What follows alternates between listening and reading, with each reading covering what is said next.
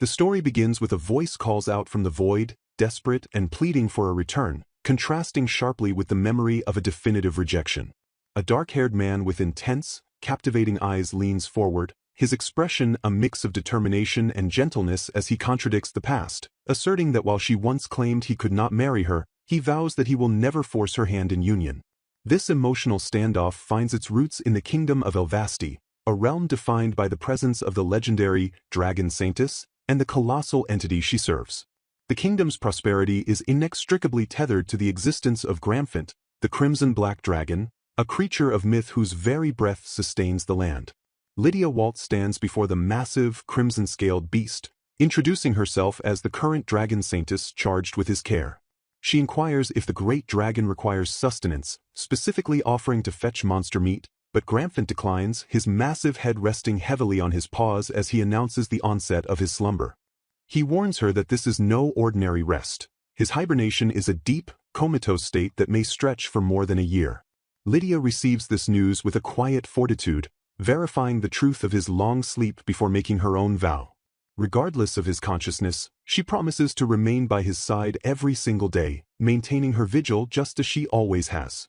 The dragon, perhaps sensing the loneliness of her existence, gently pivots the conversation to her personal life, suggesting that it might be time for her to seek marriage.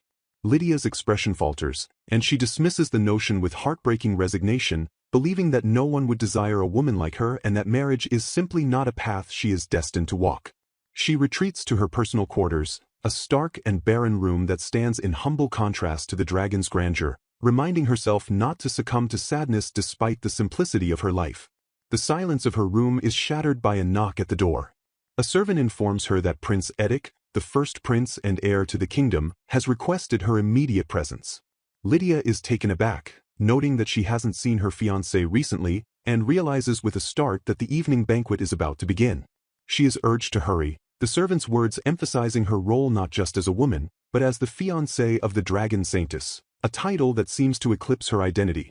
Lydia rushes through the corridors, her mind racing as she prepares to present herself to the crown. She arrives at the banquet hall breathless and apologetic, explaining that her delay was caused by her duties caring for Master Gramphant. Prince Edic stands before her, resplendent in his military-style formal wear, but his eyes hold no warmth.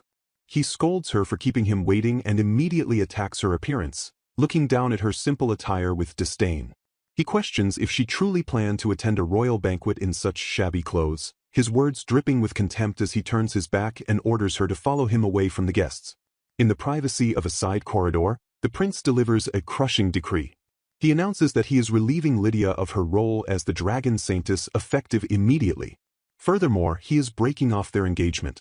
He dismisses her utility, claiming that the care of the Crimson Black Dragon will continue without issue because a new Dragon Saint has already appeared to replace her. Lydia stands frozen, struggling to process the sudden dismantling of her entire life.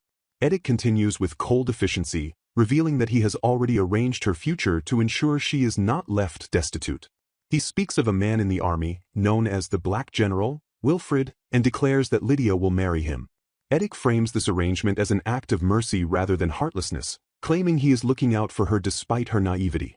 Lydia, stunned and trembling, asks if her father has agreed to this transaction. When Edic confirms her father's consent, Lydia realizes she is utterly powerless to object. She bows her head in submission, accepting the dissolution of her engagement and the stripping of her title, acknowledging that on this day, she has lost everything. Before departing, Lydia returns to the dragon's lair one last time to gaze upon the sleeping Gramphant. She is overcome with sorrow that she cannot even voice a proper goodbye now that he has entered his deep hibernation.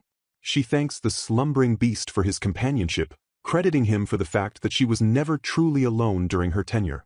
As she cleans her tools for the final time, believing he will never wake to see her again, she senses a presence behind her. A tall, imposing man clad in black armor stands at the entrance, addressing her formally as Lady Lydia, the Dragon Saintess. Lydia, still reeling from her dismissal, corrects him softly, stating she has been relieved of her duties and asks him to simply call her Lydia. She looks up at the stranger, realizing this must be the man she is destined to marry. The man introduces himself as Wilfred Osnell and apologizes for the intrusion before delivering a statement that Lydia interprets as the final nail in her coffin. He tells her that he believes it is best to reconsider the matter of their marriage. Lydia's heart sinks, interpreting his awkward suggestion as a rejection of her damaged status. She assumes that a high-ranking general like him would naturally find a disgraced former saintess unsuitable. She forces a smile and agrees, promising to inform Prince Edic that the match is off, thereby freeing Wilfred from the burden. Wilfred seems confused by her quick acceptance but offers to escort her to her carriage and carry her luggage. Lydia lifts a single, small suitcase, revealing that she has almost no worldly possessions to her name. They walk together across the cobblestones, the silence heavy between them. Wilfred attempts to reassure her, telling her not to worry about the marriage and claiming he can manage on his own, words that Lydia interprets as him confirming he is better off without her. She thanks him for carrying her belongings and reiterates that she is no longer the dragon saintess, just Lydia. She absolves him of any guilt, telling herself that Sir Wilfred is not at fault for her situation. In a display of grace, she prays for him to find a happy relationship in the future and bids him to take care of himself, leaving the general standing stunned as she departs. Lydia returns to the Walt family manor, but there is no sanctuary to be found. Her father, Count Walt, greets her with fury rather than comfort, demanding to know what she did to be disgraced and dismissed from her high position. He laments that her return is a disaster for the family. Lydia's internal monologue reveals a history of rejection. Her parents hated her silver hair and blue eyes, traits that resembled no one else in the family lineage. Since her mother's death and her father's remarriage, she has been an outcast in her own home. The door opens to reveal her elder sister, Layla, who possesses the perfect creamy-colored hair and appearance befitting the Walt family. Layla smugly announces that she is now the true dragon saintess, a claim that she assures their father has secured the family's safety.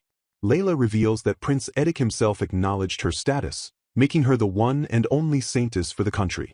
When Lydia mentions that her arranged marriage to Wilfred was rejected, Layla scoffs, unable to believe someone would reject a connection to their family, while simultaneously mocking Lydia for thinking she ever had a chance with Prince Edic.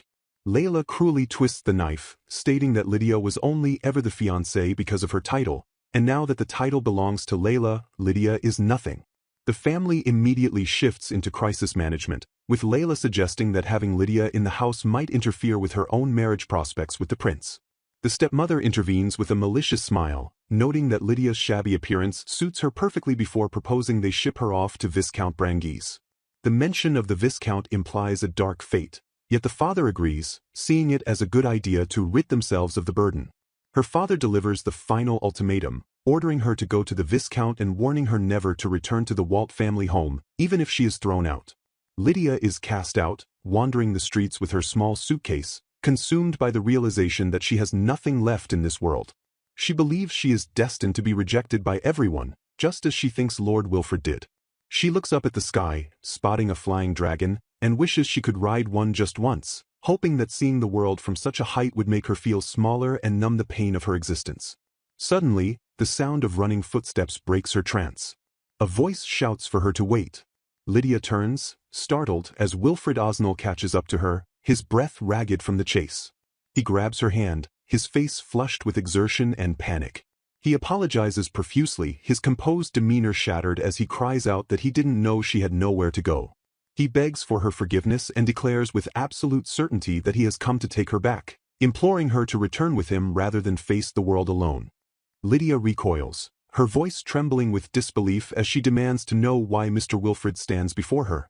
The dark-haired general bows his head, his expression etched with regret, and begs for her forgiveness.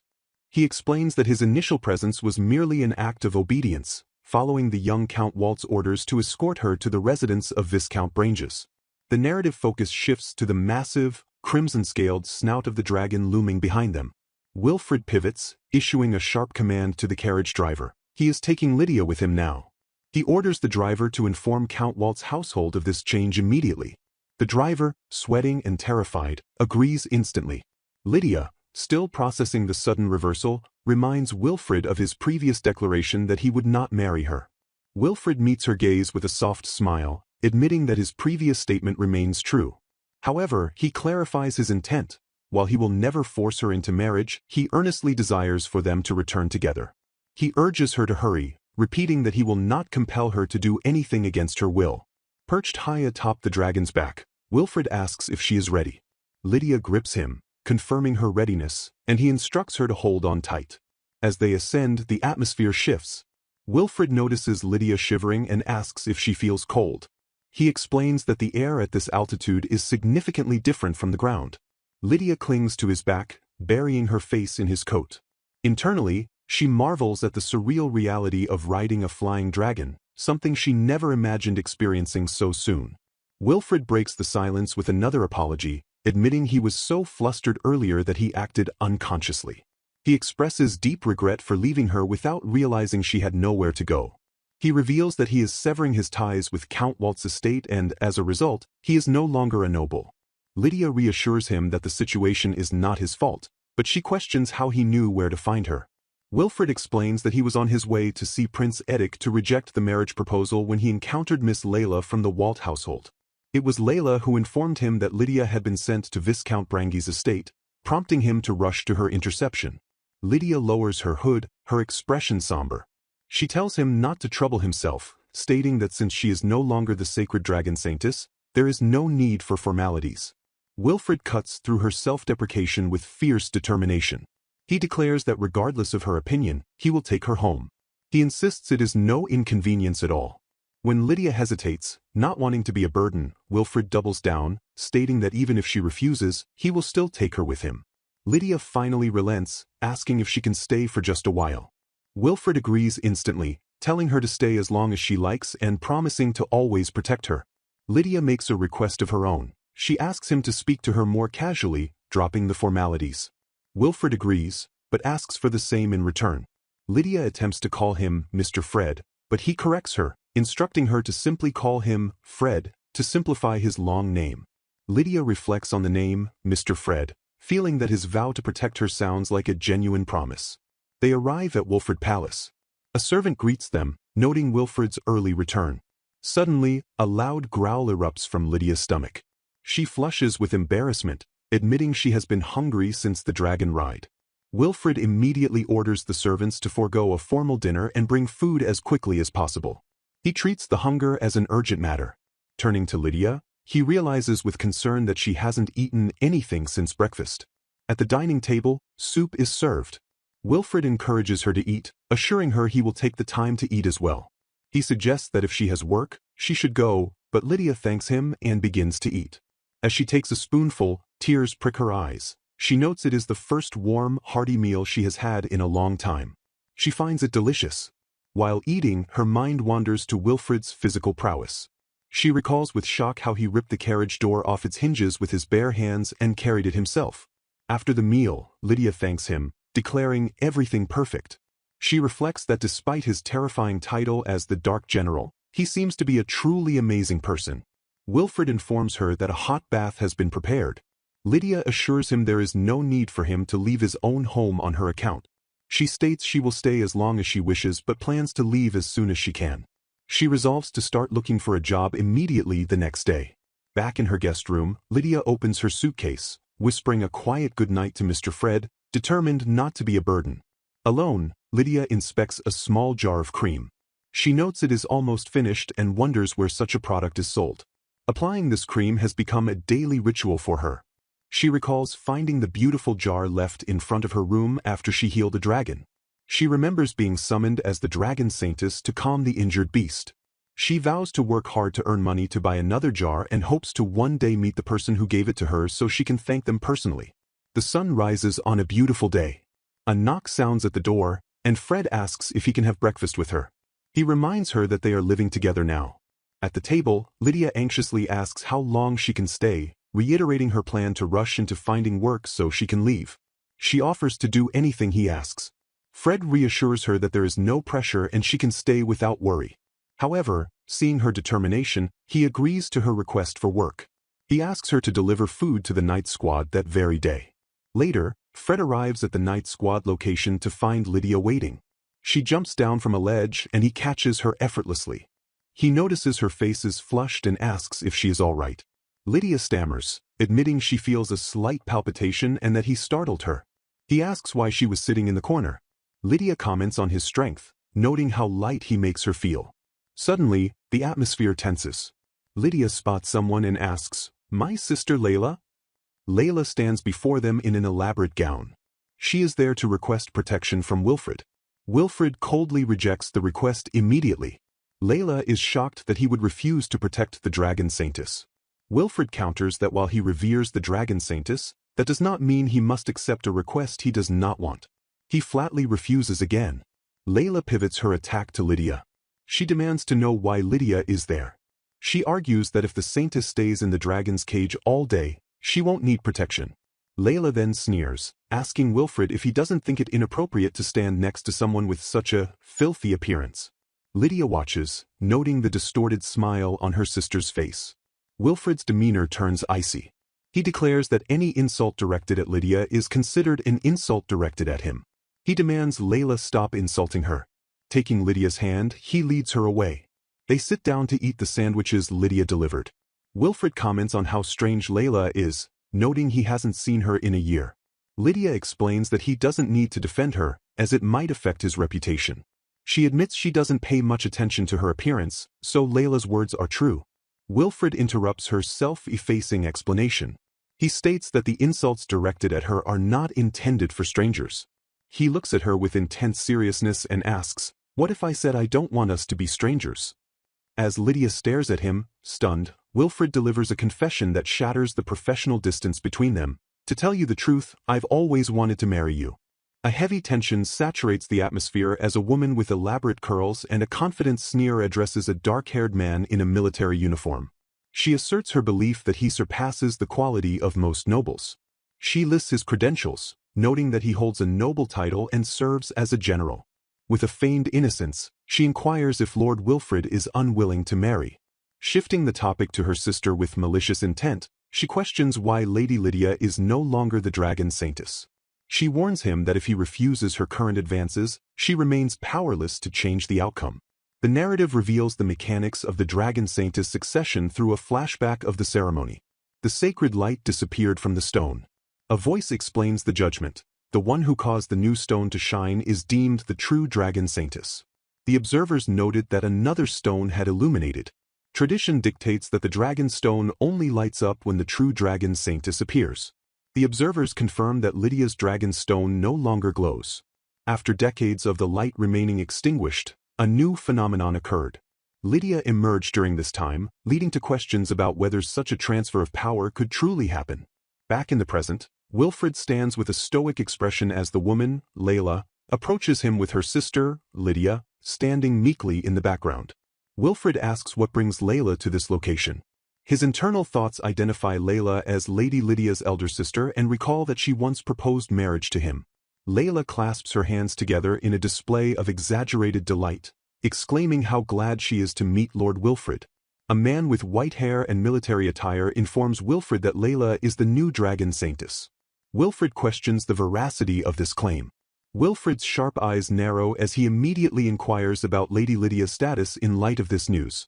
Ignoring his concern for her sister, Layla asks Lord Wilfred to become her personal guard. She justifies this request by stating she has now become the Dragon Saintess. She argues that it would be fitting for a general of his stature to accompany her. She reinforces her importance by claiming to be the only Dragon Saintess in the country. Wilfred, undeterred, repeats his question regarding Lady Lydia's fate. Layla smiles cruelly, dismissing her sister's plight. She claims that even if her younger sister seems miserable, the Viscount desired her. Layla reveals she sent Lydia to Viscount Branghese. She rationalizes this callous decision by noting the Viscount is wealthy, ensuring Lydia can live a comfortable life. With a sly finger to her chin, Layla speculates that someone must have refused to marry Lydia. Without uttering a word to the new Saintess, Wilfred turns and rushes directly toward Lydia. He stands before her and declares his intent. He wants her to marry him. Lydia stares up at him in shock as he clarifies that she is the only person he wants to marry. Lydia hesitates, arguing that Lord Fred, as she calls him, could secure a much better marriage arrangement.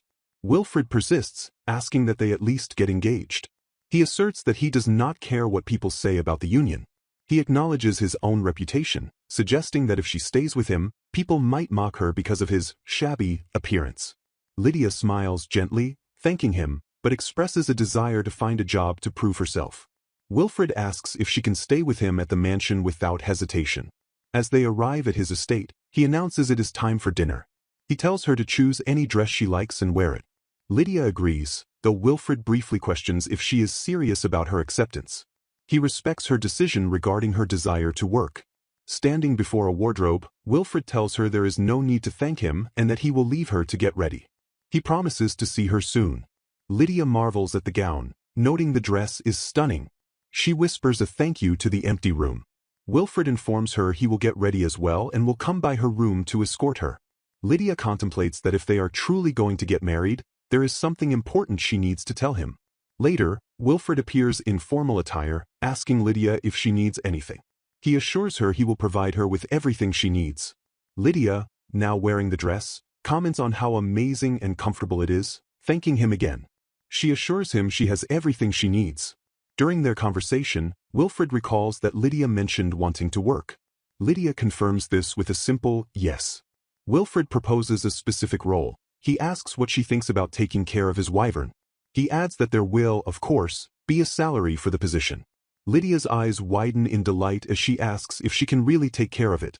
Wilfred expresses his gladness that she likes the idea. Lydia asks for the wyvern's name. Wilfred confirms he absolutely wants her to do it. Lydia beams, thinking that taking care of a wyvern is a dream come true. She expresses her gratitude. She enthusiastically accepts, stating it would be an honor to take care of him. Wilfred reveals the wyvern's name is Bren. Wilfred explains the logistics, stating that when he brings Bren to the mansion, he will leave his care to her.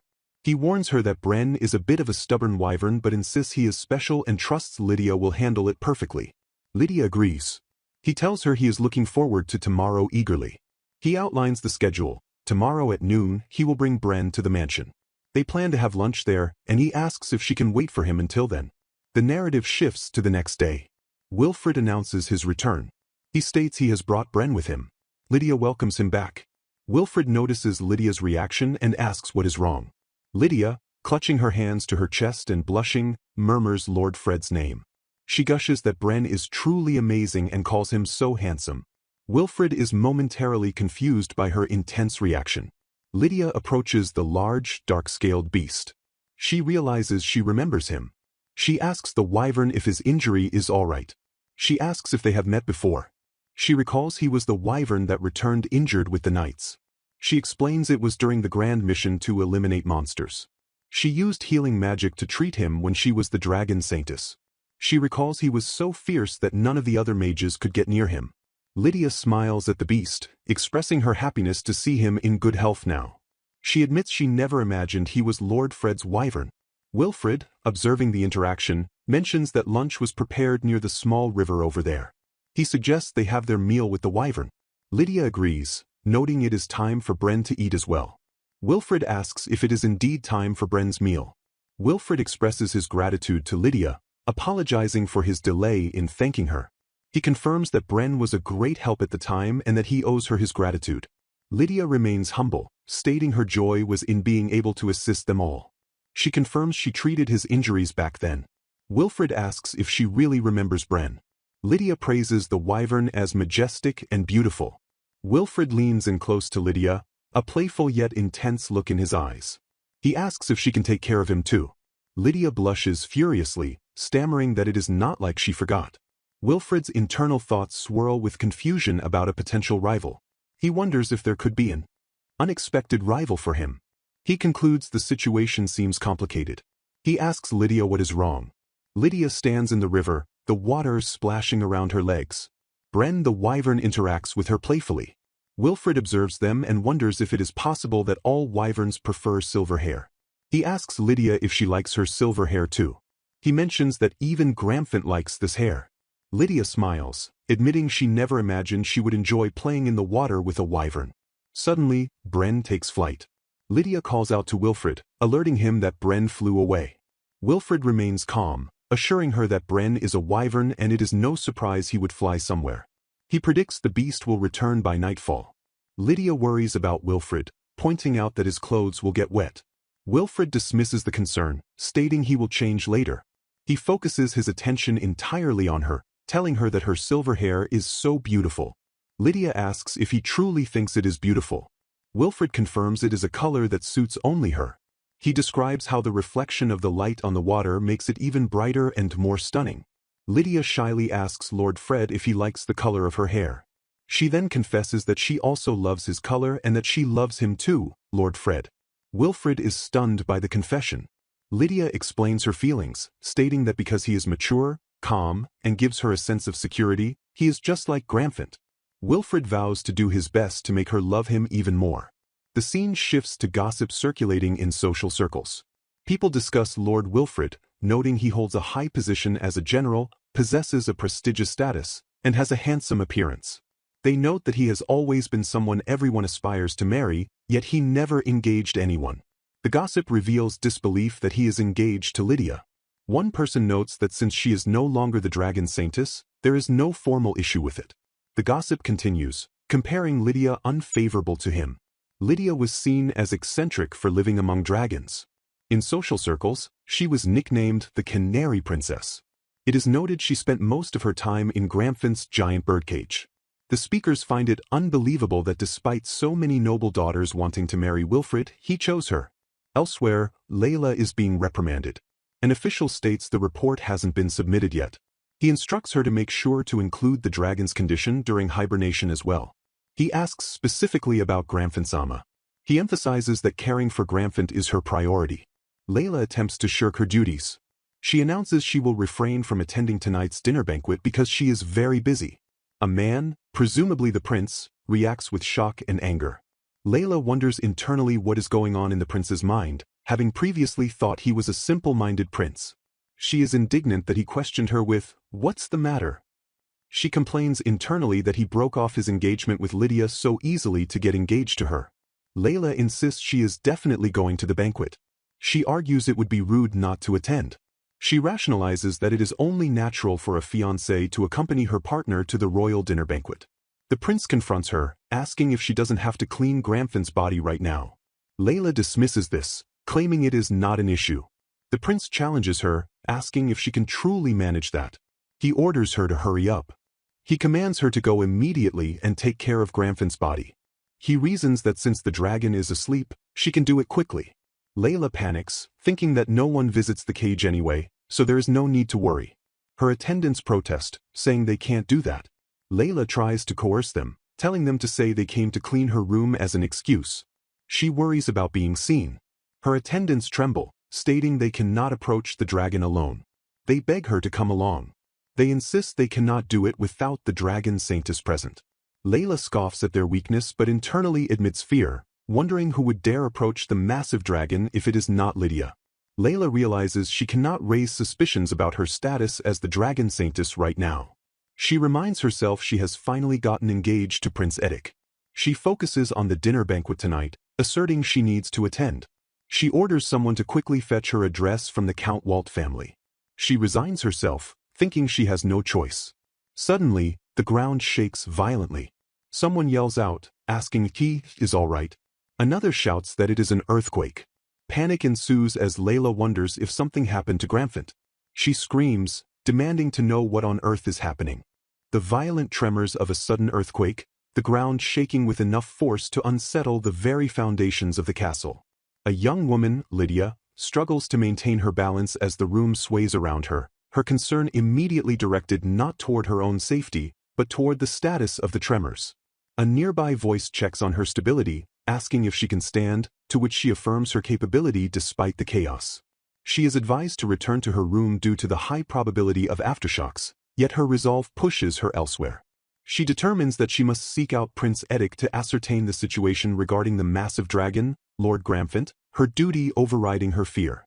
As she navigates the corridors, a heavy realization settles upon her regarding the timing of this disaster. It was on this very day, the day Lydia ascended to the role of Dragon Priestess, that the earth shook for the first time in over a decade, a coincidence that weighs heavily on the minds of the castle's inhabitants. Days pass, and the castle returns to a semblance of stillness under the bright sky, its stone towers standing tall against the horizon. Inside the ornate halls, Prince Edic and a dark-haired knight, Lord Wilfred, discuss the ominous implications of the recent seismic event. Edic expresses a growing sense of foreboding, his instincts warning him that the earthquake was not a mere natural occurrence. He expresses a desperate desire to hear the thoughts of Lord Gramwind, also referred to as Lord Gramphant, hoping that the ancient dragon has awakened from his long hibernation to provide guidance.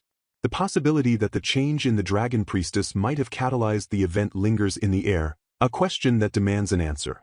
Resolute, Edic commands that they visit Lord Gramphant immediately to investigate. Upon arriving at the dragon sanctuary, they find the massive beast slumbering beneath the shade of the garden's foliage. However, a glaring absence marks the scene. The dragon priestess, Lady Layla, is nowhere to be found. Edic's expression darkens as he demands to know the whereabouts of Lady Layla, his voice echoing with frustration. He confronts a woman with wavy hair, Layla, seated comfortably in a parlor, seemingly unbothered by the crisis. She feigns surprise at his arrival, noting that he hasn't visited for several days, attempting to turn the conversation toward her own social expectations. Edic, however, cuts through her pleasantries, his patience exhausted by her blatant negligence. He points out that she has been absent from her post for days, effectively abandoning her sacred duties as the dragon priestess. Layla attempts to deflect, suggesting Edic merely came to see his fiancée, but Edic retorts with sharp anger, questioning why she is idling in a parlor instead of tending to the dragon. He reminds her forcefully that her position is not merely ceremonial, she is supposed to be the dragon priestess, and neglecting her duties to Lord Gramphant is an unacceptable transgression. He emphasizes that caring for the dragon is a task exclusive to the priestess, a burden she cannot simply shrug off. Layla defends herself with a casual air, arguing that even she requires a break from the demanding creature.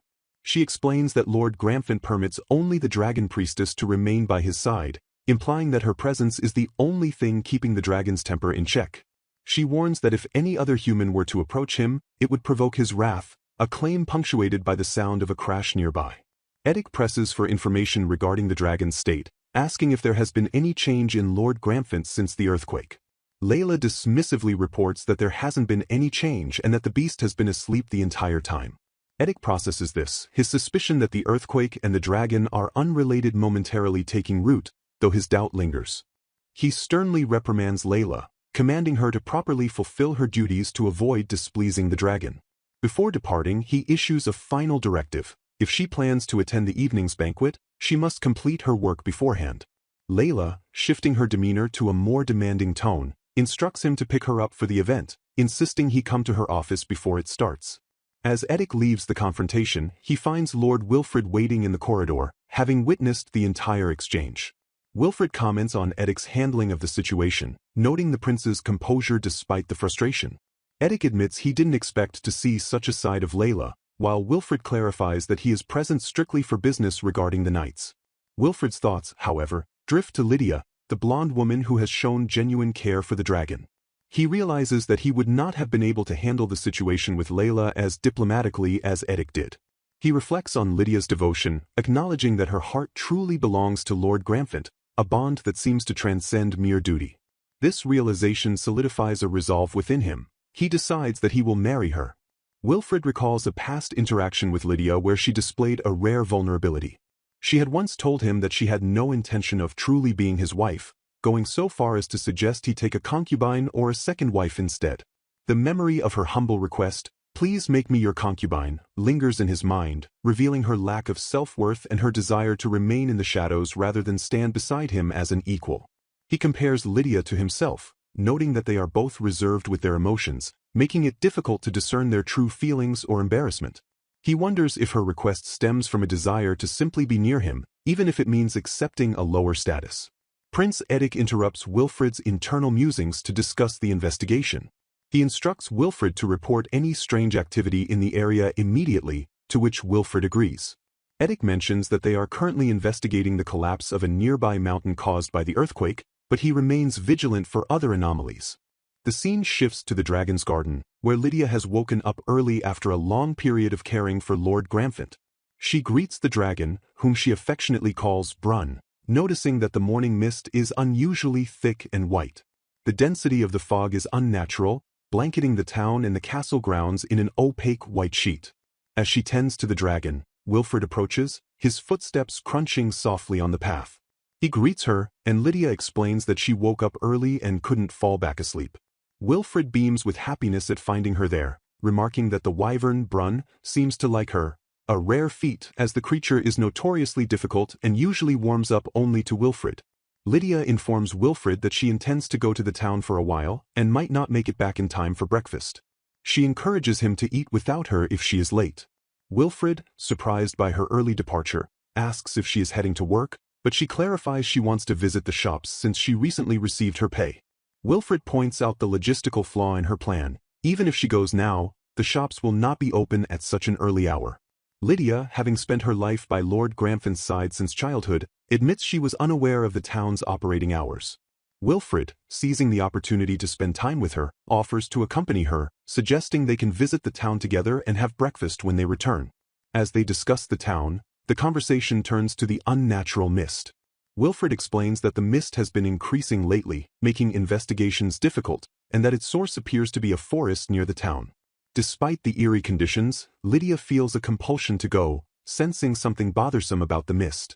She reveals to Wilfred that she can sense a faint trace of a dragon's presence within the fog, a sensation that feels like a call she cannot ignore. She believes that if she goes to an area where the mist is thicker, she might find something significant. Wilfred warns her that the forest is dangerous, inhabited by monsters and patrolled daily by knights. Lydia reassures him of her capability, stating she is used to dealing with monsters and has even hunted them to gather food for Lord Gramphon in the past, citing her ability to use magic as her defense. Recognizing her determination and the validity of her instincts, Wilfred decides he will not let her go alone.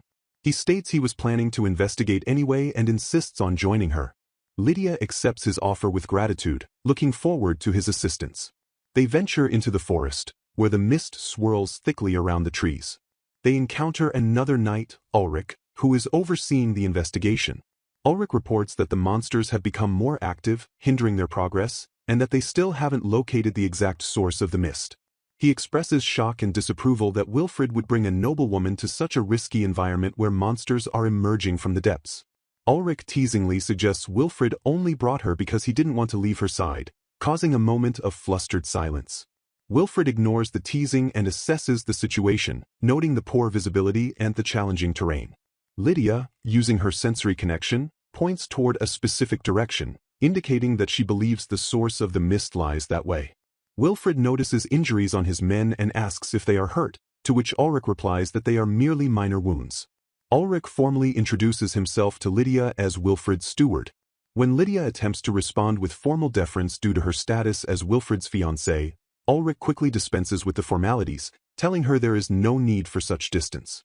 Lydia offers to heal Ulrich's injuries with her magic, asserting it won't take long.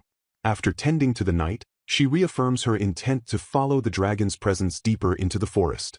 Wilfred stands by his promise, declaring he won't let her go alone.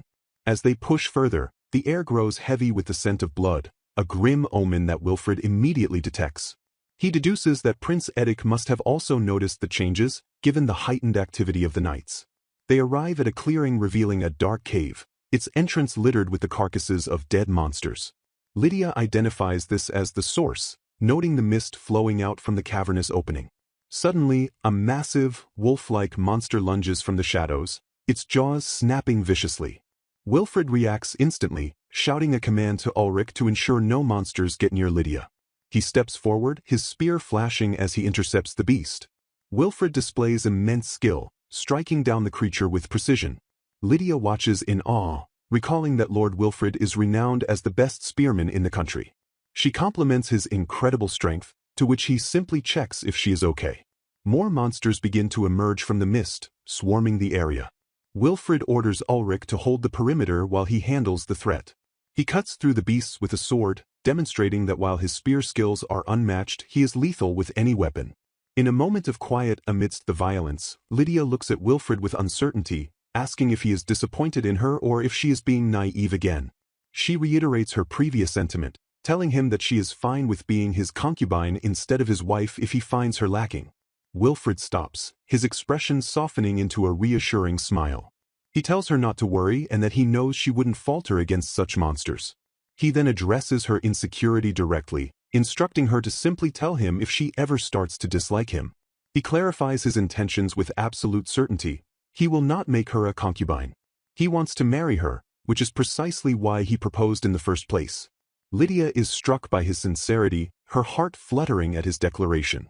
Their moment of connection is drawn to the ground where they discover the source of the disturbance. Lying on the cavern floor is a small, white dragon, panting and weak. Lydia rushes to it, asking if it is okay. As she examines the creature, a shock of recognition hits her. The white scales and the magical aura confirm an impossible truth. This small dragon is of the same mystical kind as Lord Gramphant. In the hazy brilliance of a distant memory, a colossal dragon, known as Gramphant, lounges with ancient lethargy amidst a lush, sun-dappled sanctuary, his dark scales absorbing the light while a young girl stands before him. She questions the beast, inquiring if he harbors any genuine affection for the land they inhabit. The dragon, narrowing his reptilian eyes, rumbles that his protection of the country exists solely because she resides within its borders. Emboldened by his answer, the girl implores him to safeguard the realm for eternity. Gramphant, shifting his immense bulk, retorts that his true priority lies not in the soil, but in ensuring her well-being and sustenance, vowing to maintain the land's safety only so long as she remains by his side. He lowers his great head, claiming her with possessive finality as his dragon priestess, declaring that she belongs to him. The serenity of the memory shatters, replaced by the chaotic aftermath of a geological upheaval in the present day. Lydia, now a grown woman, sits amidst debris, her body battered and stained with blood, prompting a frantic inquiry into her well-being.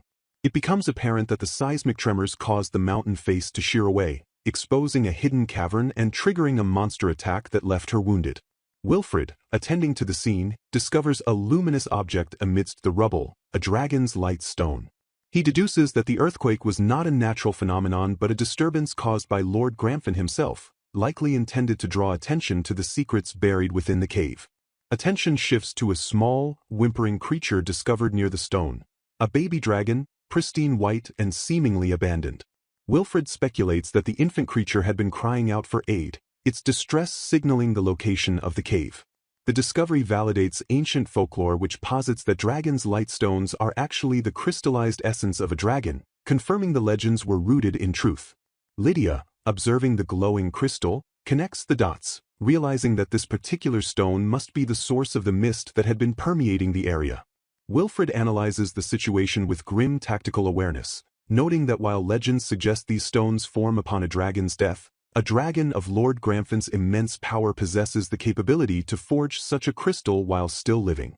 He expresses a fervent hope that this is the case, fearing the alternative implications regarding the dragon's mortality. The rarity and power of the object necessitate absolute secrecy.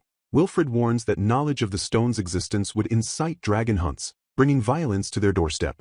Lydia questions if the creation of the stone is a feat exclusive to the dragon priestess, but Wilfred clarifies that ordinary humans lack the discernment to distinguish between the origins of such stones, though not all dragons are capable of producing them. As Lydia cradles the dragon's light stone, tears stream down her face, her emotional composure crumbling under the weight of a secret she struggles to contain. She resolves to take the stone, but her weeping alarms Wilfred, who presses her for the cause of her distress. He attempts to rationalize the situation, suggesting they should find solace in having protected the rare white dragon hatchling before it succumbed to the elements, noting the exceptional rarity of such a creature. However, Lydia's grief deepens, driven by the knowledge that revealing Lord Gramphant's secret could plunge the entire country into chaos. Lydia reflects on her relationship with Wilfred, acknowledging that he taught her how to live a normal human life, a debt of gratitude she holds close. Yet, this gratitude is poisoned by the realization that her duty and the unfolding events preclude her from ever marrying him. She considers the fate of the baby dragon and the fading light of the stone, interpreting the dimming glow as a sign that Lord Gramphant has resigned himself to his fate. A flashback reveals a promise made 2 years prior, where Gramphant agreed not to force her to disclose the secrets of the dragon priestess, yet he emphasized that the matter of marriage operates under a different set of rules. Wilfred, sensing her withdrawal, reaffirms his commitment, declaring that his decision to protect her was absolute and lifelong. He asserts that he has never once considered reneging on their promise, admitting that before her, he had never placed his trust in anyone. Lydia acknowledges his unique place in her heart, distinguishing him from a family that despised her, but the crushing reality forces her to speak the truth. Lord Gramphant is dying. The narrative delves into draconic lore, explaining that powerful, ancient dragons are known as rune dragons, or mystical dragons. The white hatchling they discovered is revealed to be of this same lineage, identifying it as Lord Gramphant's direct successor.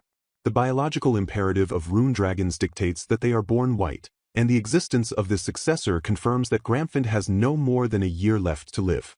This inevitable mortality forces Lydia to sever her ties with Wilfred, confessing that she cannot marry him because she was destined to be Gramfint's final dragon priestess.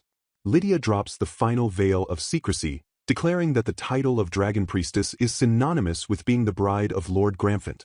Wilfred, stunned, struggles to comprehend the assertion that the priestess serves as the mate to the black vermilion dragon. Lydia reveals the physical proof of this union, a mark upon her chest, signifying that they are bonded and that she is his chosen one. She corrects the historical assumption, clarifying that it was the dragon priestess who enchanted Gramfint, not the other way around. The perspective shifts 8 years into the past, showing a 10-year-old Lydia encountering Gramfint not as a beast, but in his true, humanoid form. The dragon, appearing as a dark-haired man with horns, demands to see her chest, revealing that while he typically adopts a draconic guise, this humanoid appearance is his authentic self. He explains that the mark on her skin is the seal of their bond, a biological imperative that prevents him from procreating with anyone but her. He claims her completely, stating she is finally his. Back in the memory, the young Lydia asks why he protects the country, and Gramfint reveals that his contract with the land is merely a means to secure her presence. His loyalty is to her, not the nation. He confesses to the young girl that his lifespan is nearing its end and that she has given him a place to belong, expressing no regrets regarding his interaction with the human world. This profound connection led Lydia to believe she would remain by his side until death. Returning to the present, Lydia explains the biological consequences of the dragon mark. She is physically incapable of bearing children with anyone other than Gramfint. She admits that she, too, was enchanted by the dragon, complicating her feelings for Wilfred. Wilfred realizes this explains her previous discussions about concubines, as she knew she could not provide him with an heir. Lydia laments that despite Gramfint's fading life, the mark remains, signaling that she has not been released from her duty. She dispels the misconception that her sister-in-law, Layla, was the intended priestess. While Layla possessed the silver hair and blue eyes the dragon supposedly desired, Gramfint chose Lydia. Lydia confesses her internal torment. She has fallen for Wilfred's kindness but cannot abandon Gramfint, her emotional anchor, to die alone. She resolves to protect the white hatchling, recognizing it as the sole inheritor of Gramfint's legacy. Wilfred, absorbing this, decides to move everyone, including the hatchling, back to the mansion. As they travel, a terrifying realization strikes Wilfred. If Lydia is bound to the dragon's life force, she might vanish or die the moment Gramfint takes his final breath. He dwells on the cruelty of her situation, a human woman dragged into the world of dragons simply because she could not bear children for a human lineage. He perceives her isolation, noting that she exists alone within the draconic realm, especially with the true, candidate Layla absent. Refusing to accept this fatalistic outcome, Wilfred steels himself, determining that the status quo cannot continue. Wilfred confronts the massive, sleeping form of the black dragon in the garden, demanding to know Gramfint's intentions for Lydia. He introduces himself formally as Wilfred Osnell, asserting his presence before the great beast.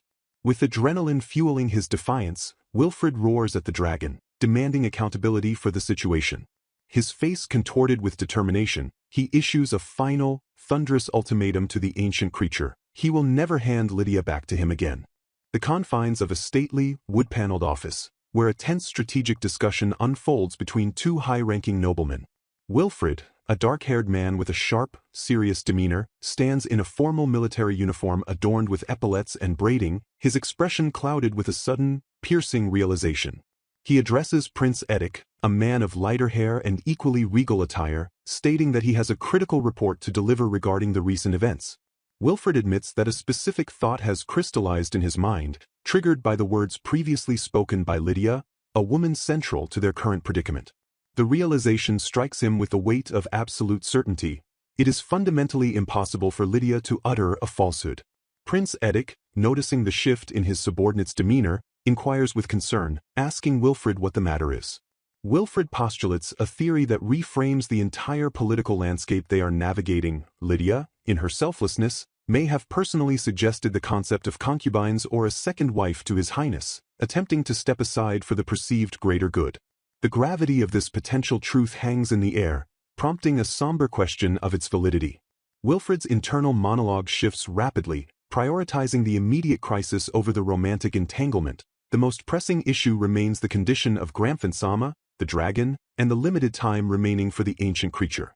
A wave of regret washes over Wilfred as he reflects on his past misconceptions, admitting to himself that he once believed Lydia harbored hatred toward him.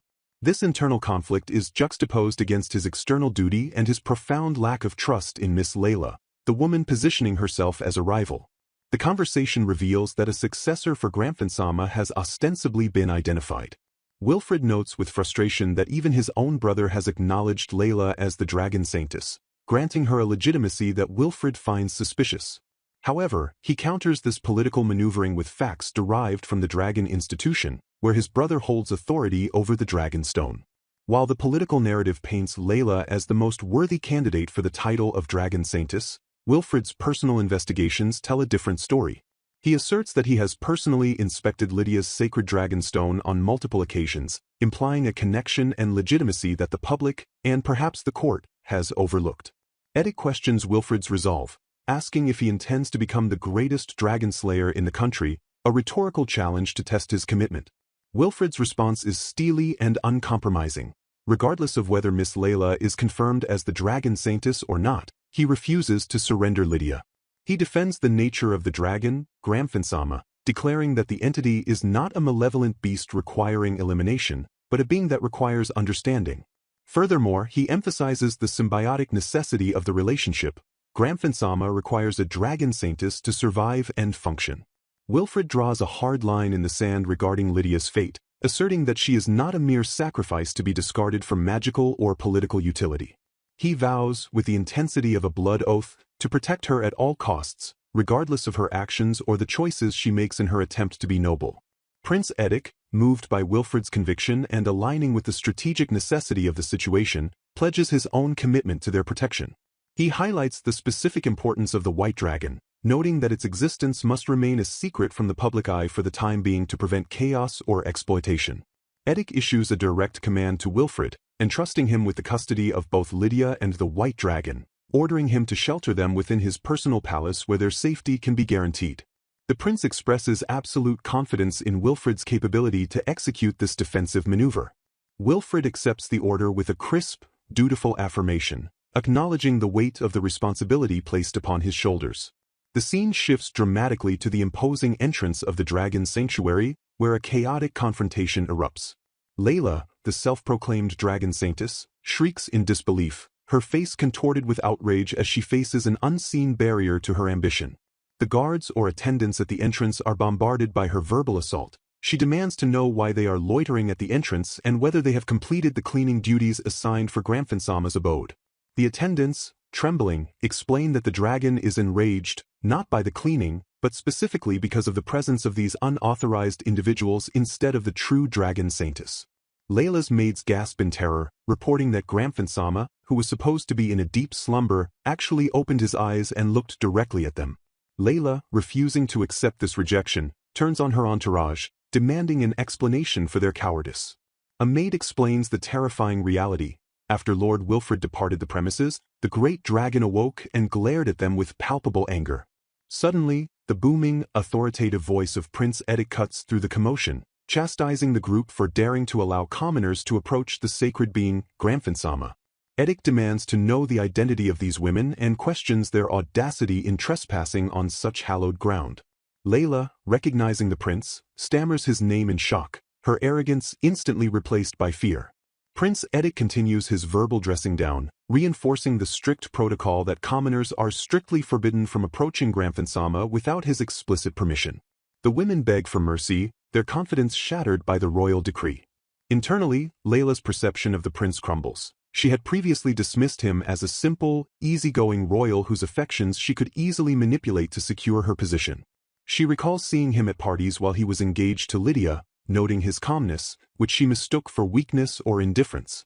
However, the man before her is a commanding ruler who orders the guards to remove them immediately, commanding that they be taken away. The guards comply instantly with his command. In the aftermath of the expulsion, Prince Edic turns his attention to Layla, who remains behind, perhaps by virtue of her claim to the title. He informs her coldly that from this day forward he will personally oversee the duties of the Dragon Saintess, effectively stripping her of her autonomy and placing her under strict surveillance. Layla is internally devastated, unable to comprehend how her ascent to power has spiraled into this humiliating subjugation. The prince orders her to begin her work immediately, leaving no room for argument.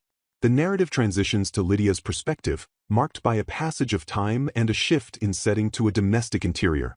Lydia wrestles with her identity, acknowledging that while she holds the title of Dragon Saintess, her primary self-identification is that of the Dragon's Bride, a role that carries a heavier, more fatalistic weight. She is plagued by insecurity regarding her relationship with Lord Wilfred, wondering if he has come to despise her following the recent revelations and events. She recalls with a heavy heart how Lord Fred left the room earlier, stating simply that he was going to work, a departure that felt cold to her anxious mind. Determined to prove her worth despite her internal turmoil, Lydia resolves to complete the tasks Fred assigned to her, viewing her labor as a way to validate her existence in his household. However, her anxiety leads to failure. She realizes with a jolt that she has forgotten to prepare lunch for Lord Fred. This lapse in domestic duty compounds her guilt. She reflects on the fact that Lord Fred proposed marriage to her, yet she feels incapable of fulfilling even the most basic duties of a wife properly. She berates herself for failing at a simple task, one that was entrusted to her, deepening her sense of inadequacy. The atmosphere in the room shifts abruptly as the door opens and Lord Fred returns, casting a long shadow into the room. Lydia's eyes widen in surprise and apprehension. She spirals into a new cycle of doubt, reasoning that now that Fred knows she is destined to be the dragon's partner by fate, his desire to marry her must have evaporated. She compares Fred to Gramfinsama, noting that both possess a kind and reassuring nature. Despite her fear of rejection, she reaffirms her belief that Lord Fred is a wonderful person. Lydia's thoughts darken as she resolves that she does not want to be a burden to him.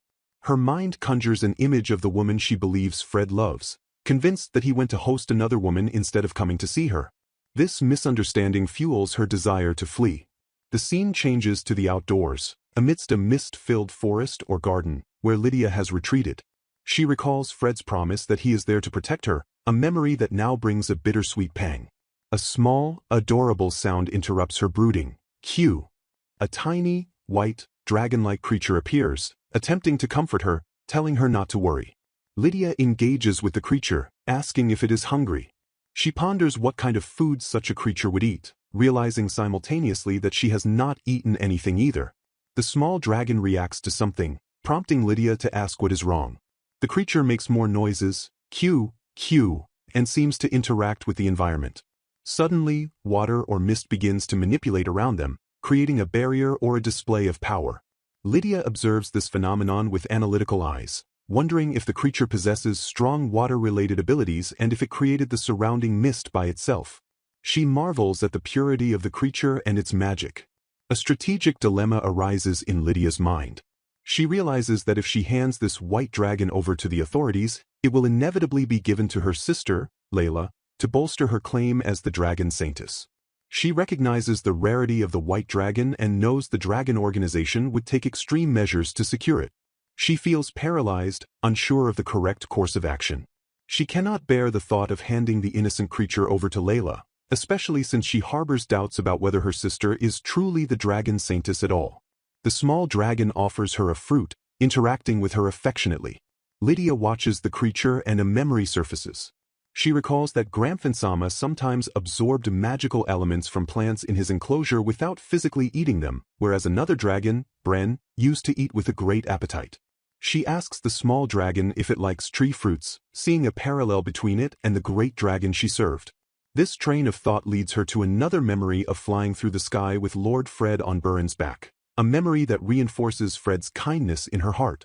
Her reverie is broken by the arrival of Lord Fred himself, who appears in the forest.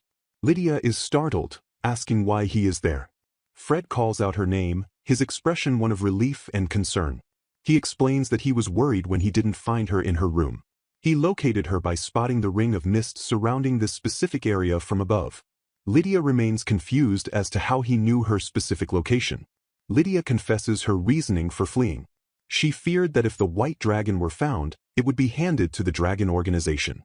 She also reveals a painful insecurity, She believes she cannot bear an heir, making her unsuitable for him. Fred listens, then gently admonishes her, stating that if she had told him, he would have accompanied her. He emphasizes that he searched for her everywhere. He asks why she left the palace alone, to which she reiterates her desire to leave without being a burden. Fred reassures Lydia that he has already spoken to Prince Edic about her situation and that she has no need to worry about the dragon organization or political fallout. He explains that securing Prince Edic's support was the best strategic move to stop the dragon organization's interference. However, Fred senses there is more to her flight than just politics. He probes deeper, asking if protecting the dragon and the heir issue were the only reasons she left without telling him. He wonders if she intended to return to Gramphensama. Lydia finally admits the emotional wound she has been nursing. She saw him with a woman she assumed was his girlfriend. This sight led her to believe that Lord Fred hated her or had moved on. Fred is genuinely baffled, stating he has no idea what she means. When she clarifies about the girlfriend, Fred reacts with shock and a touch of amusement, calling the misunderstanding cute in his thoughts. Fred explains the reality of the situation. The woman was merely the owner of a shop affiliated with his noble family, not a romantic partner. He finds it unexpected that Lydia would jump to such a conclusion. He reveals that the woman came to deliver an item to him. Lydia recognizes the item, a jar of cream, and asks if it is the same cream he gave her before. Fred confirms this, explaining that he gave her that cream originally as a token of gratitude for her healing of Bren's injury. Fred then decides to reveal a secret he intended to keep for life. He recounts a memory from the past. He went to her room, but she wasn't there. He found her asleep, leaning against Gramphensama. He describes it as a sight he will never forget. Since that moment, he began visiting her frequently, holding that memory vividly in his mind. He admits he was simply observing her from afar, quickly clarifying, somewhat defensively, that he is not a stalker. Lydia is stunned to learn he had been watching her all that time. Fred confesses that he wanted to marry her and protect her for the rest of his life because of that love which began back then. He proposes to her again, stating clearly that she is the only one he wants. He dismisses the issue of Gramphensama's ending time. Lydia protests, pointing out the dragon mark on her chest, a symbol that marks her as the dragon's partner and will never disappear. Fred tells her not to worry about the mark or the matter of children. He admits that while he dislikes that she bears a mark belonging to Gramphensama, it does not change his feelings. Lydia accepts his feelings, saying, "Yes, if it's you, Lord Fred." Fred then makes a request. He asks to see the dragon mark. Lydia guides him, indicating it is on her left chest. As he looks at it, he asks if it hurt when it was engraved. He recalls that she never allowed maids to care for her, likely to hide this pain and the mark. Suddenly, Fred takes an action that causes Lydia to cry out, "That hurts." And Lord Fred? He kisses or bites the mark, claiming her. He declares with finality, "From now on, you are mine." The chapter concludes with this possessive vow of love and protection. The mystical habits of a small dragon. A voice observes that the creature appears to absorb magical energy directly from pure waters, suggesting a profound and intrinsic connection to the water element itself. A cheerful, handwritten smiley face in the margin underscores the light-hearted nature of this observation. The observer notes that this diminutive dragon is frequently sighted near the river, reinforcing its elemental affinity. The dialogue shifts as a question arises concerning Gramphensama, inquiring when this revered entity might awaken from his slumber. The scene transitions to a tea table where Lydia and a dark-haired nobleman, Wilfred, discuss the history of these mythical beings. Wilfred questions the motives of Gramphensama, pondering what the dragon was thinking when he chose to bond with the dragon Saintess. He wonders if the dragon harbored reservations about the Saintess marrying a human. A blonde woman, seated across from them, responds that the duration of the dragon's slumber is unpredictable, changing every time, leaving his wakefulness a mystery.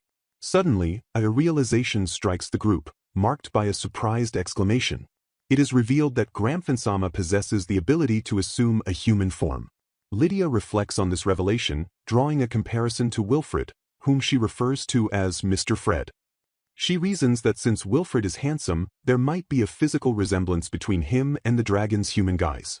She envisions this form possessing a robust, strong body and an incredibly handsome face.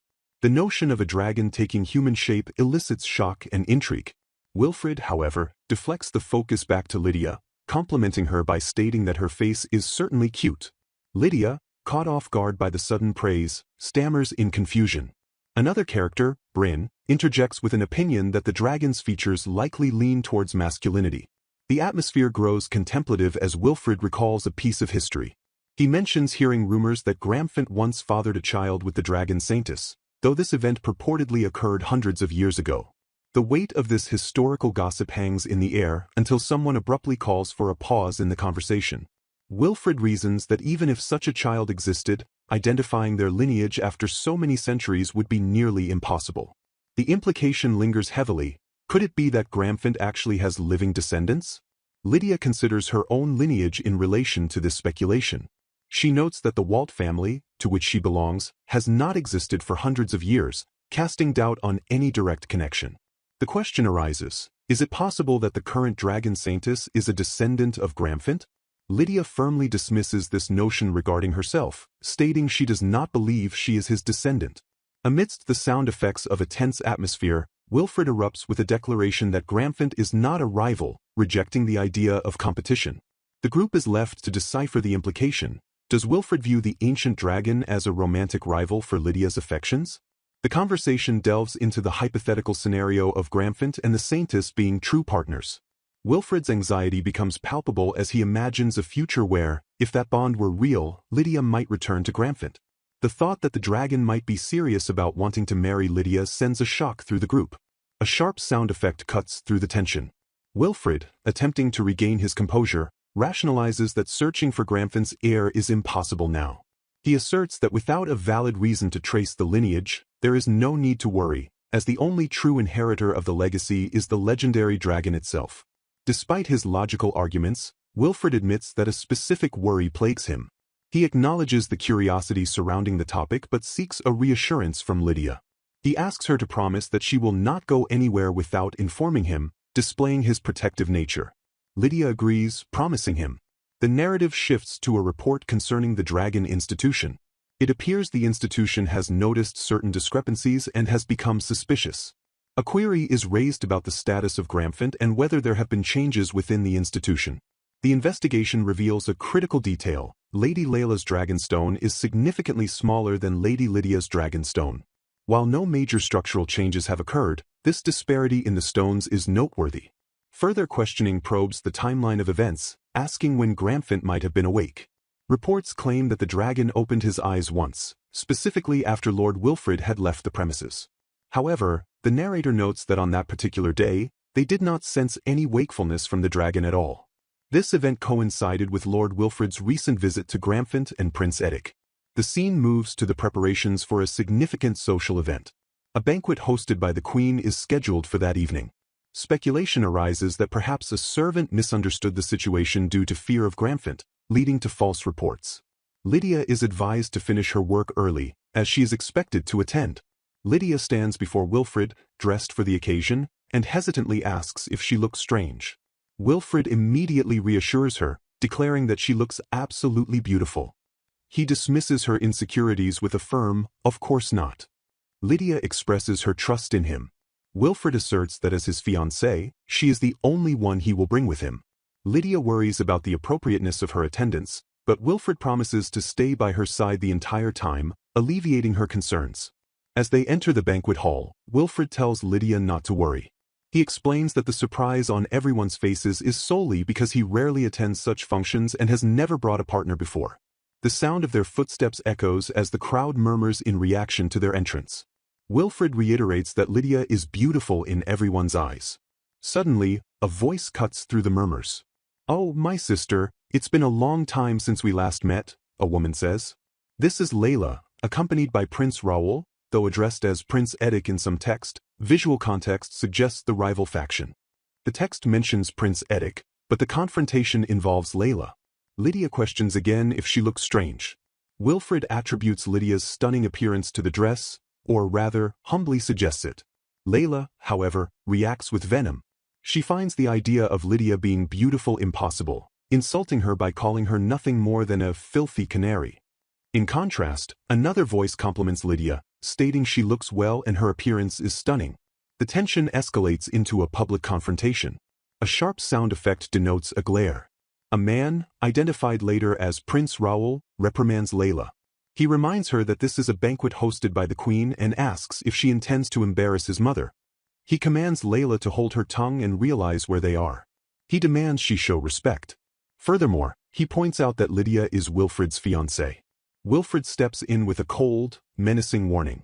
He addresses Lady Layla, stating that he has mentioned before that any verbal insult directed at Lydia will be considered a personal insult to him. He declares that Lydia is the only woman he holds dear to his heart. Layla is silenced, grinding her teeth in frustration. She acknowledges Lord Fred with resentment. She then asks Mr. Wilfred for permission to leave. The dialogue clarifies that Prince Raoul is present, and he is the older brother of Prince Edic. They decide to leave immediately. Outside the banquet hall, Raoul and Layla converse. Raoul remarks that the situation is good, in a cynical tone. He inquires about the care of the dragon. He then pivots to ask Layla what exactly she is thinking regarding Lydia.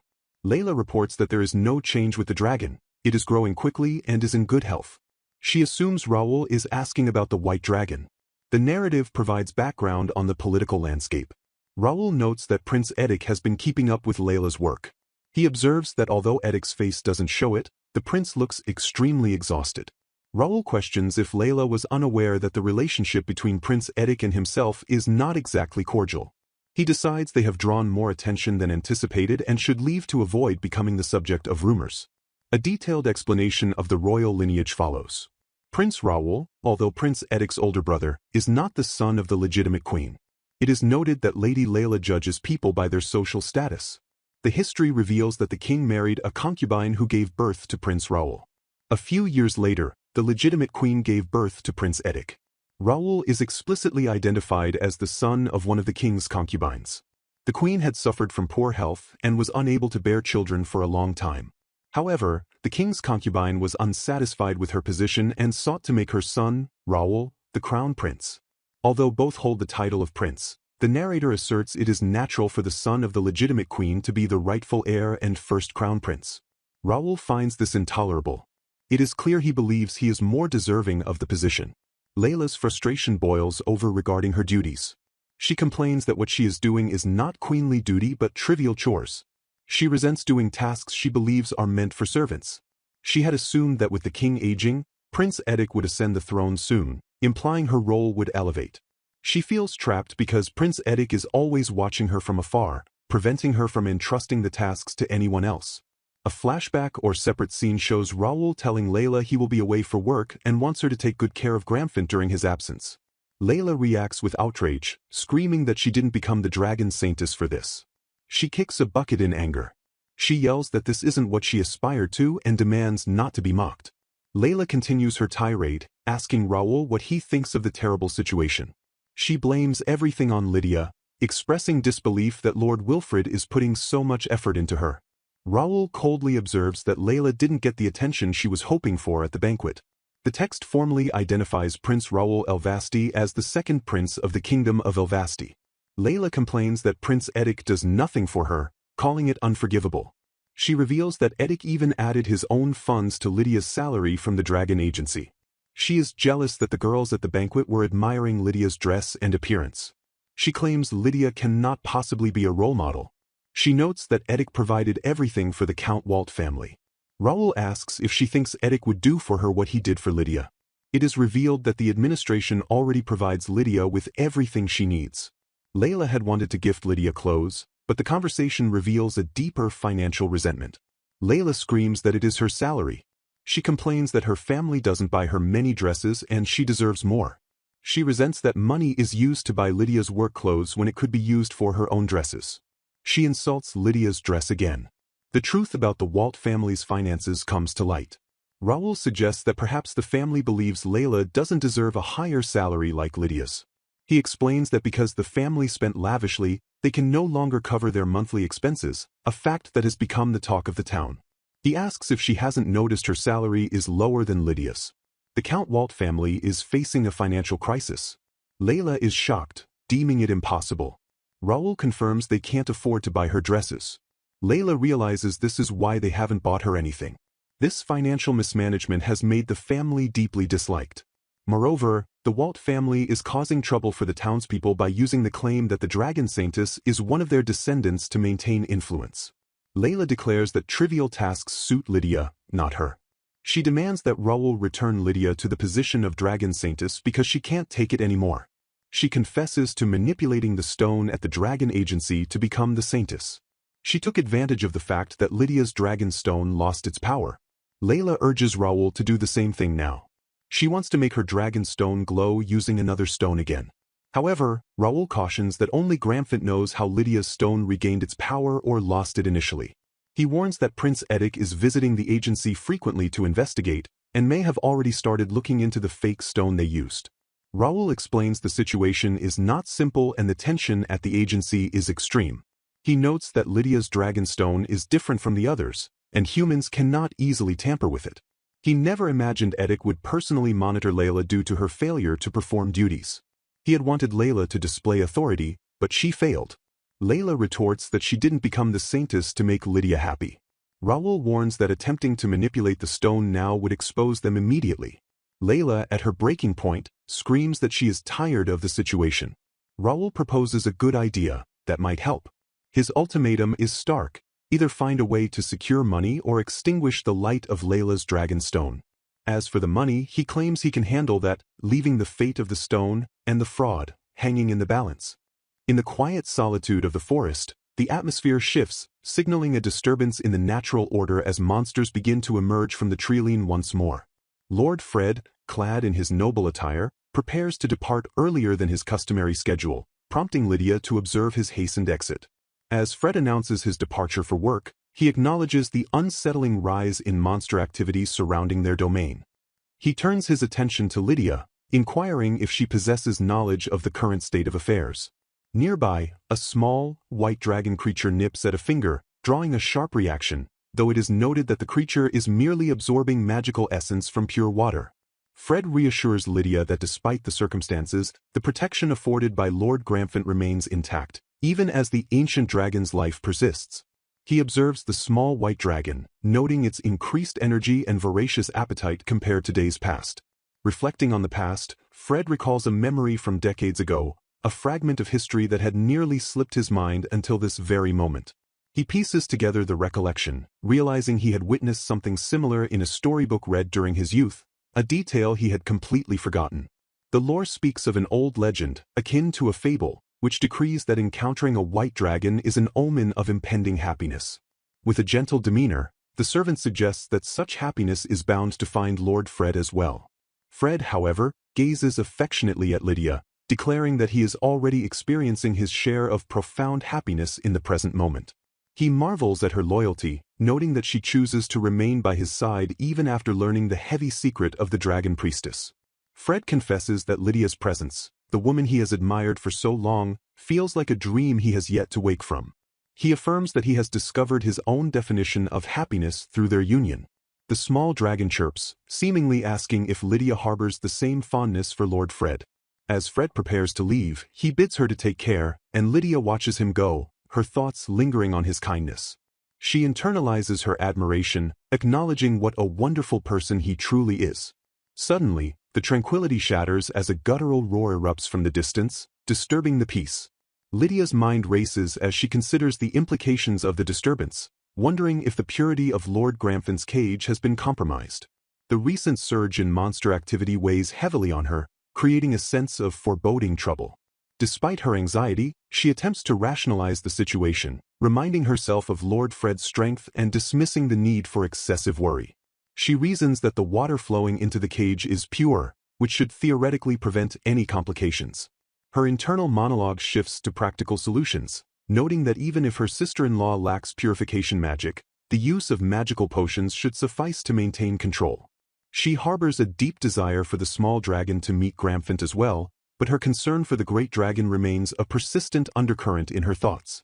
Rick, Fred's servant, approaches Lydia with a message, relaying that Lord Fred had mentioned the necessity of commissioning a wedding dress soon. He informs her that the tailor is scheduled to arrive that very afternoon and inquires if she would prefer to take her lunch earlier than usual. Lydia processes this information, confirming that this was indeed Fred's instruction. However, she notices a subtle shift in Rick's demeanor and asks if something is amiss. The air is rent once more by a terrifying roar, causing Rick to flinch visibly. He addresses Lady Lydia, his anxiety palpable. Lydia questions if his nervousness stems from her presence or the mention of the wedding dress. Rick denies that her presence is the cause, affirming that he has always viewed her as an ally. The ground begins to tremble violently, confirming Lydia's worst fears that something catastrophic has befallen Lord Gramphant. Rick cries out, concerned for Lady Lydia's safety amidst the chaos. Lydia analyzes the shaking, determining it to be too violent to be a natural phenomenon. Taking command of the situation, Lydia orders the immediate evacuation of the people from the town. She instructs Rick to ensure that none of the servants leave the safety of the mansion. She declares her intent to defend the mansion by casting a protective spell and urges Rick to hurry. She reiterates that the occurrence is unnatural and prepares to depart. Rick, bewildered, calls out to her, demanding to know where she is going.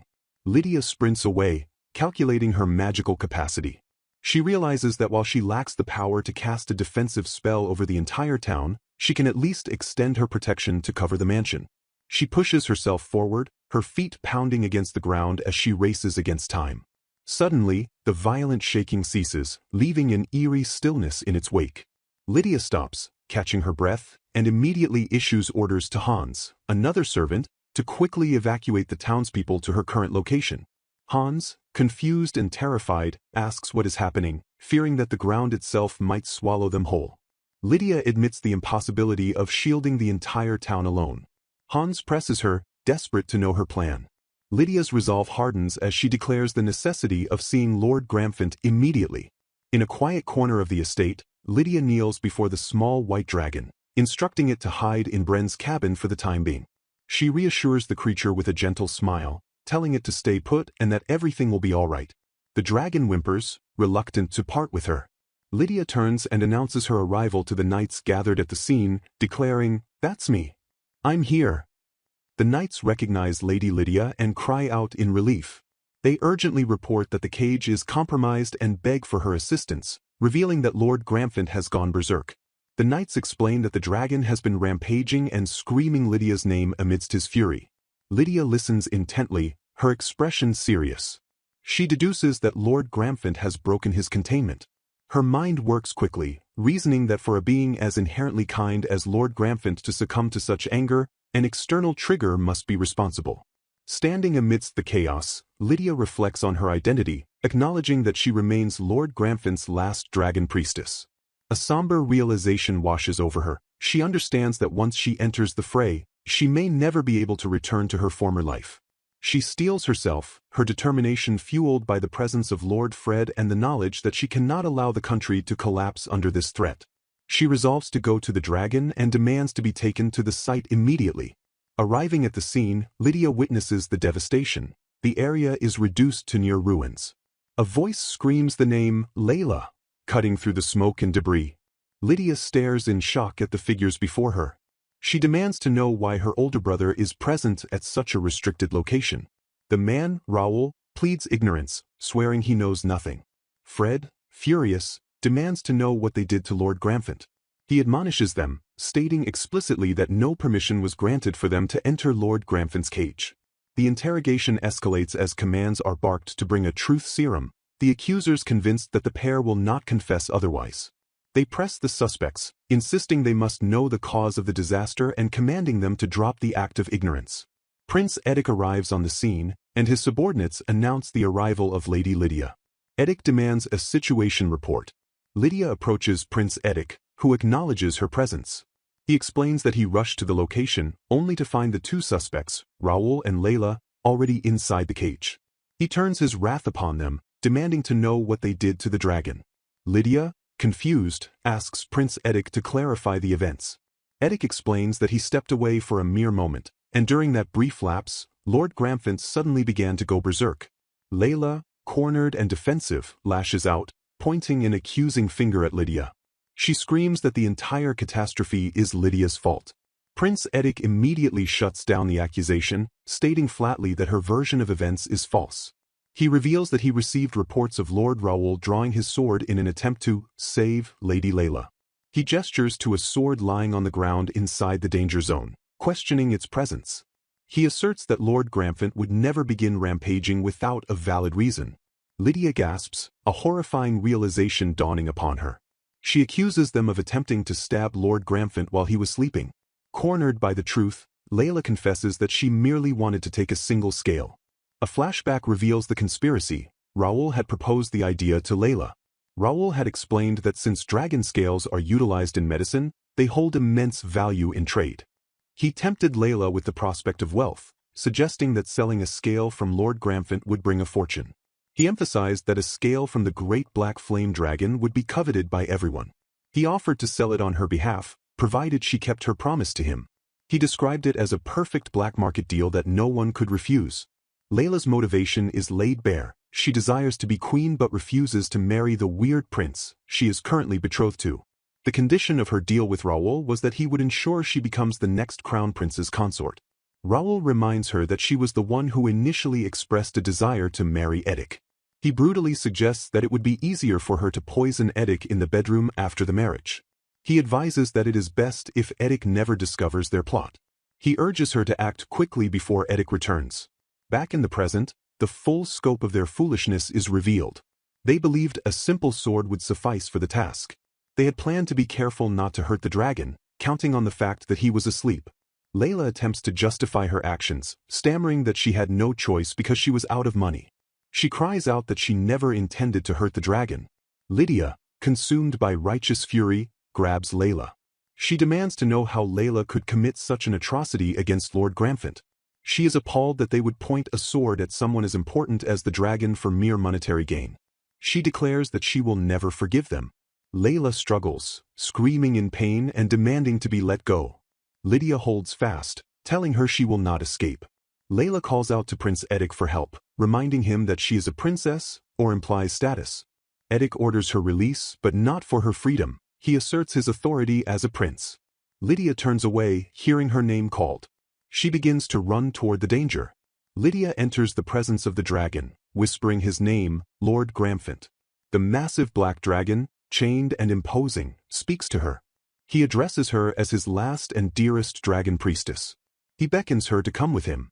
Prince Edic screams for Lydia to stop, begging her not to go. He desperately tries to stall her, asking if she has heard that Wilfred is arriving at any moment. He pleads with her to wait until then. Lydia, however, accepts her fate. She states that she was destined to be with Lord Gramphant until the very end.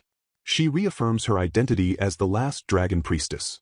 Standing before the colossal beast, Lydia looks into his eyes. With a mix of sorrow and understanding, she asks him if, in the end, his wish is to return to the earth. The atmosphere in the subterranean cavern is heavy with ancient magic and the dust of crumbling stone as Lord Gramphant, the colossal black dragon, awakens to his surroundings. He questions his location, his voice resonating through the dark void, while Lydia, standing amidst the rubble, listens intently to the beast's confusion.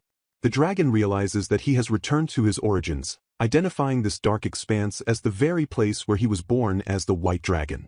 Lydia, observing the great creature, notices his distress and immediately offers to perform a purification ritual, sensing that he is in pain.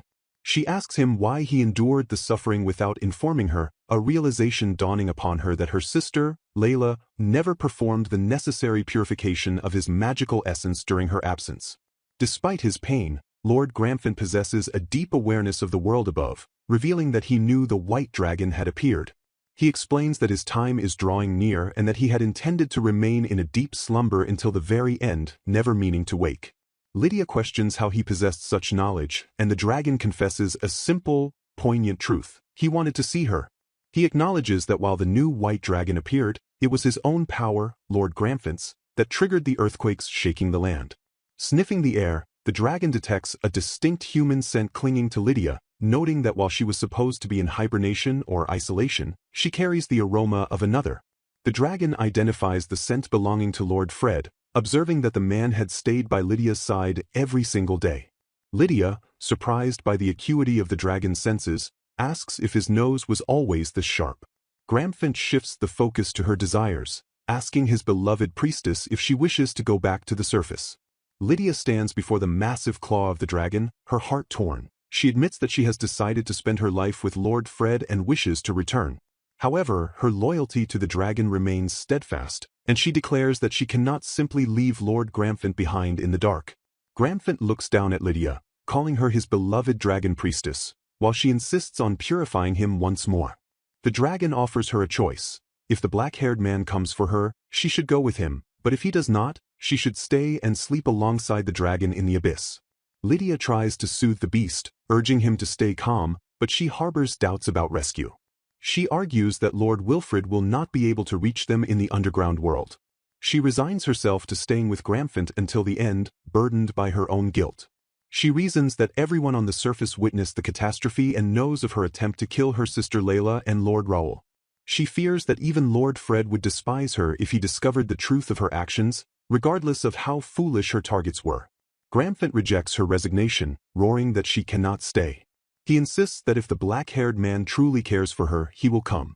He commands her to sleep until that moment arrives.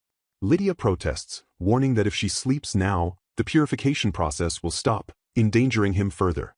The dragon assures her it is fine, his control slipping as he senses the inevitable end. He addresses her one last time as his beloved priestess, urging Lord Wilfred to hurry before he loses control completely, fully aware of how this tragedy must conclude.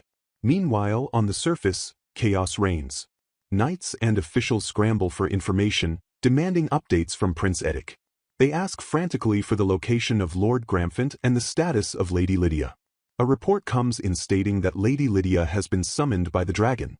Just as the situation seems hopeless, Lord Wilfred arrives, his presence bringing a glimmer of hope to the beleaguered forces.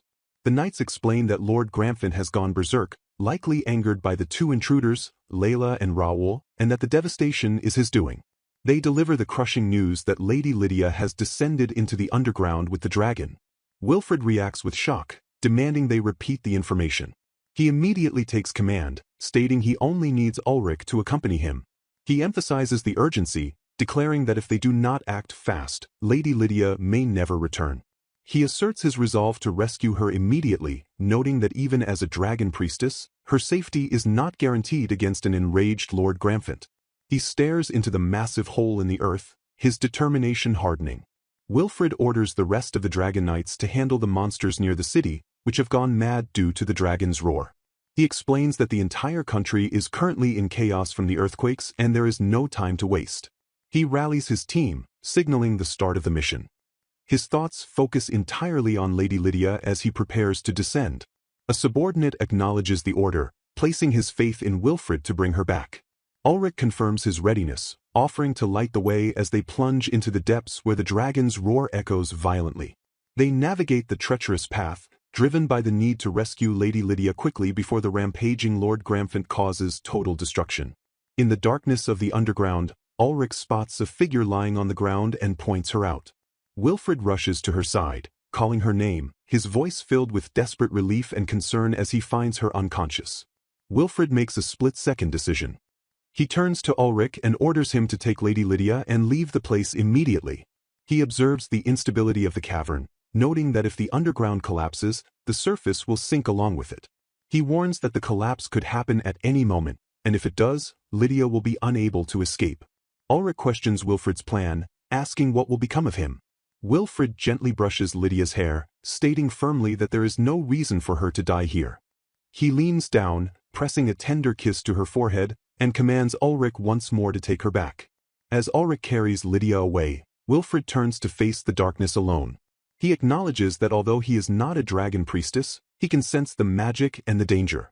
He vows not to let the place collapse. He orders Ulrich to go, and then confronts the dragon, declaring that he will not let Lord Gramphant keep Lady Lydia. He understands that Lord Gramphant intends to die there and will never return to his former calm self. Wilfred draws his sword, the Black Crimson, asserting that he is not as soft as Lady Lydia. He steels his resolve to bring her back, no matter the cost. Back on the surface, chaos continues as the ground shakes. Soldiers shout orders to fall back, warning that anyone falling into the pit cannot be saved. Prince Edic watches anxiously as Ulrich emerges from the depths carrying Lydia. The soldiers are stunned to see Lord Wilfred, absent. Edic commands the mages to strengthen the great chasm with defensive magic to prevent it from caving in, ordering them to hold the location until Lord Wilfred returns. Lydia begins to stir, her consciousness returning slowly. She recalls the massive hole and her failure to purify the dragon completely. She wakes to find herself safe, and a voice expresses relief at her awakening. Lydia immediately asks about Lord Gramphant and spots Prince Edic, confused as to why she is on the surface. She realizes that Lord Wilfred is still underground. Ulrich steps forward, explaining that he brought her back, but Lord Wilfred went underground specifically to rescue her. He expresses his relief at her safety, but Lydia demands to know Wilfred's location. Dread fills her as she asks where Lord Fred is, refusing to believe he is gone. She realizes that Wilfred came all the way to the underground world for her sake. It becomes clear to her that he remained behind to prevent the kingdom from collapsing, sacrificing himself for her.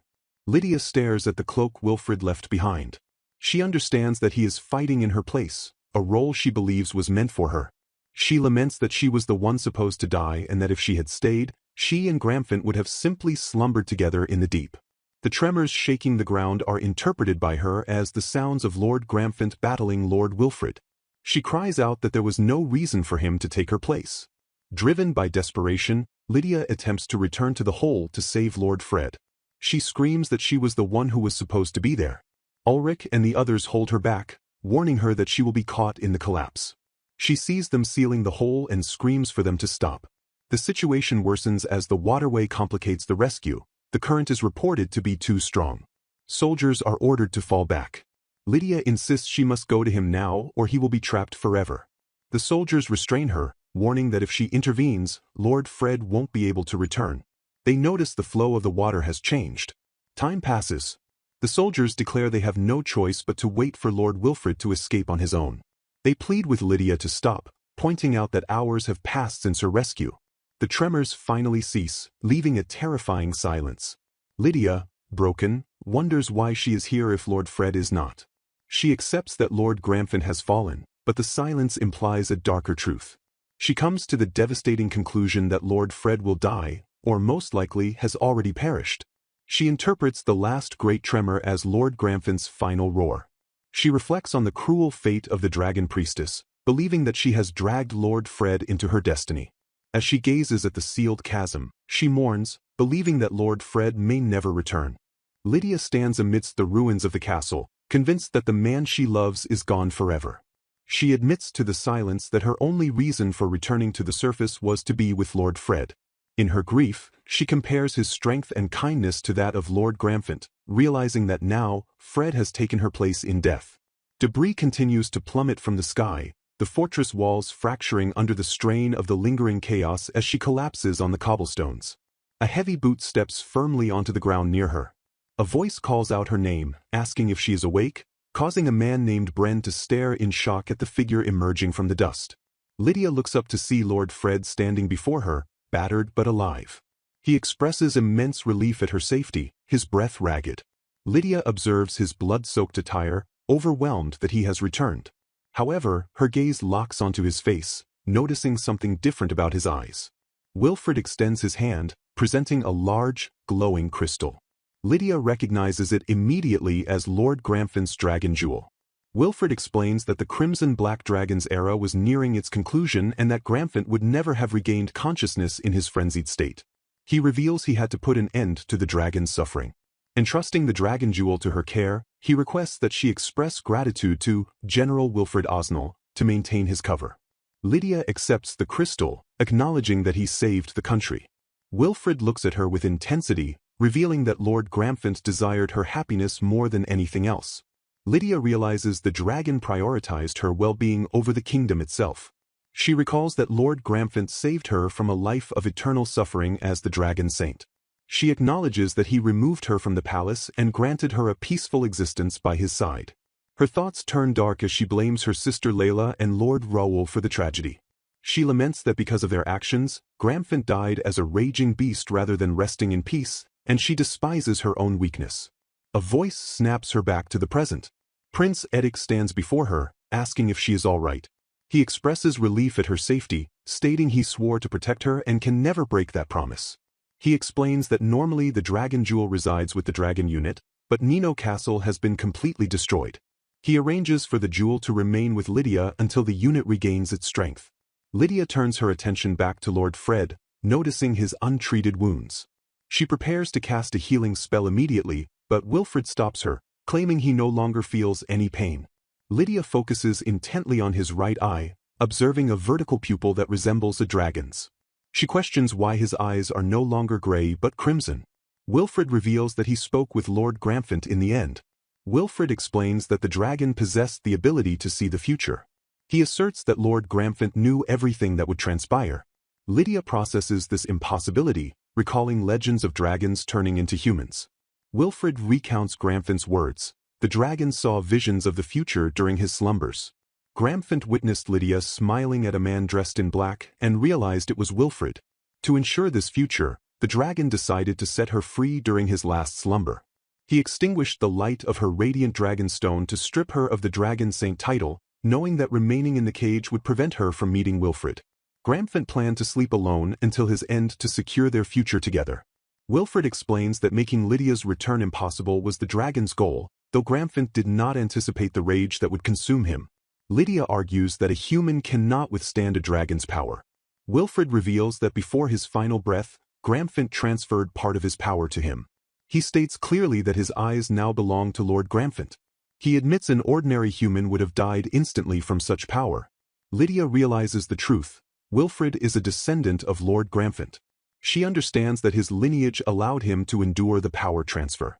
Wilfred confirms that despite his fatal wounds, the power allowed him to survive and return alive. He believes Gramphant recognized his own blood the moment their eyes met. Wilfred describes the dragon's final moments, noting it took time for him to regain awareness. He affirms that even as a raging beast, Gramphant remained a kind dragon until the very end. Wilfred credits Lydia's presence for allowing the dragon to speak one last time. Lydia asks if he resents her, as she feels responsible for the dragon's death. Wilfred dismisses this, believing the dragon wished to meet his descendant before passing. He reassures her that he could never hate the one who cared for the dragon in his final moments.